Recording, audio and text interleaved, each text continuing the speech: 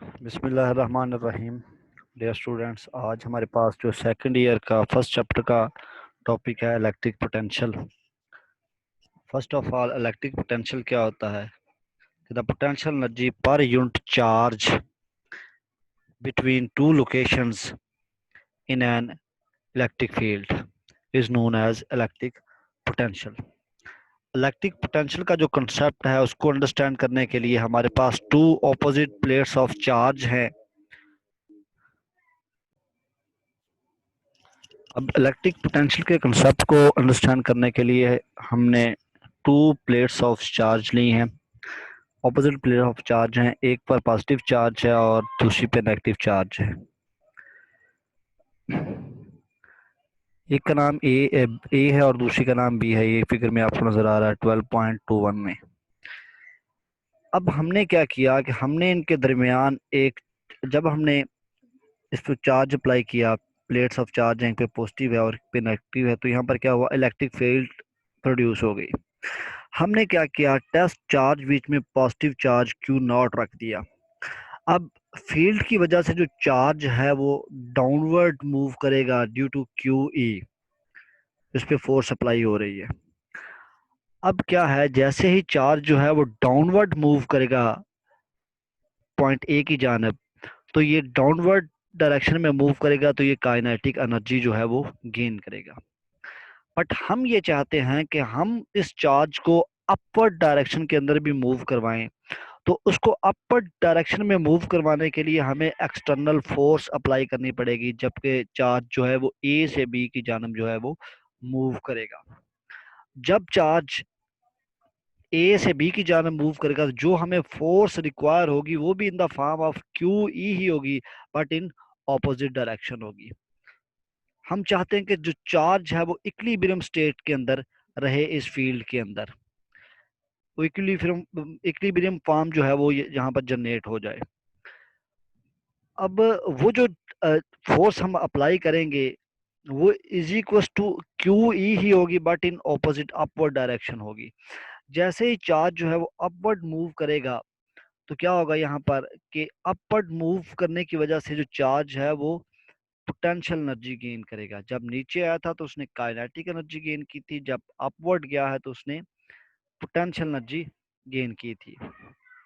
तो इसको अंडरस्टैंड करने के लिए हम क्या करते हैं कि let us impose a condition that as the charge is moving from A to B, it is move keeping electrostatic equilibrium.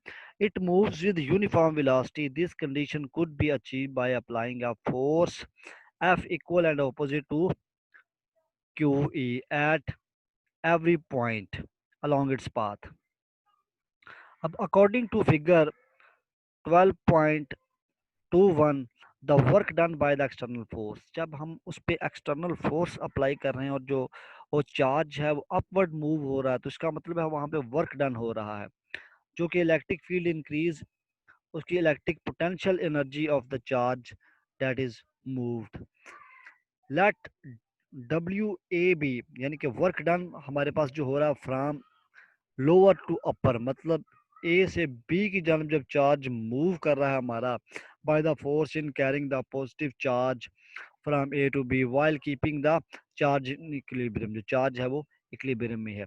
The change in its position energy, potential energy, हमारे पास जो चेंज इन पोटेंशियल एनर्जी है, जबकि हम इसको move करवा रहे हैं अप एंड डाउन, तो हमारे पास पोटेंशियल एनर्जी क्या हो रही है, चेंज हो रही है, वो इज इक्वल टू है डब्ल्यू ए बी, यानी कि वर्क डन हो रहा है बिटवीन ए एंड बी के दरमियान। यहाँ पर ए और बी जो है वो पोटेंशियल एनर्जी है at the point A and B के दरमियान respectively.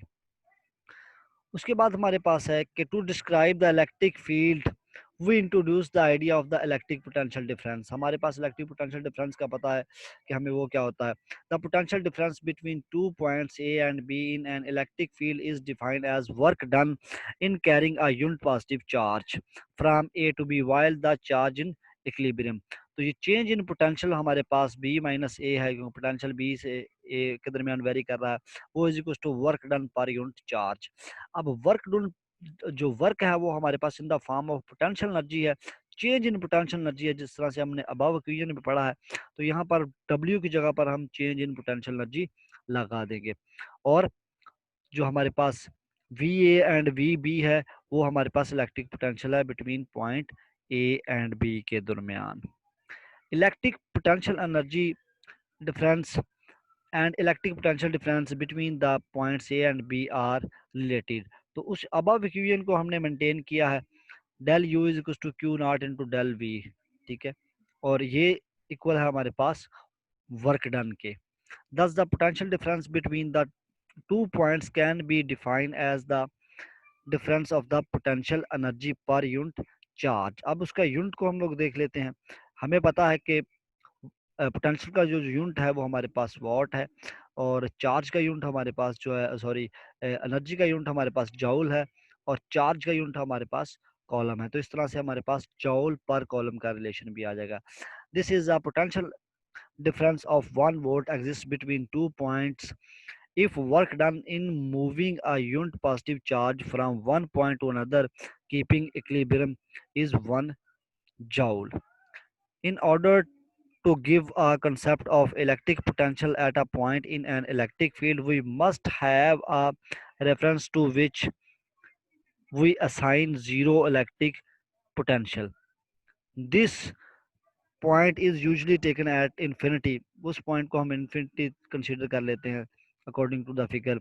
If we take a point to be infinity and choose potential A, यानी कि V A is equal to zero, हम उस पॉइंट को इन्फिनिटी तक ले जाते हैं।